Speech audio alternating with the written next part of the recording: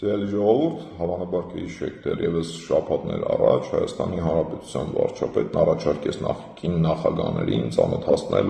մեր բանակի վերջին տարիներին ունեցած նյութատեխնիկական ձեռքբերումներին, սպառազինության ձեռքբերումներին, ինչպես նաև իրականացված եւ իրականացվող ինժեներական աշխատանքներին։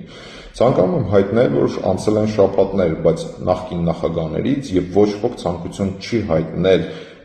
ծանոթանալու մեր բանակի ունեցած ձեռքբերումներին ու իրականացված ու իրականացվող ինժեներական աշխատանքներին, ինչը եւս մեկ անգամ փաստում է այն հանգամանքը, որ այս մարդիկ գերադասում են սեղանի տակից բամբասանքներ տարածել, ձևացնելով թե իբրև մտահոգված են մեր անվտանգային խնդիրներին, բայց իրականում նույնիսկ ցանկություն չունեն ծանոթանալու մեր բանակի ունեցած ձեռքբերումներին։ Հետևաբար հաջորդ անգամ մեր անվտանգային խնդիրների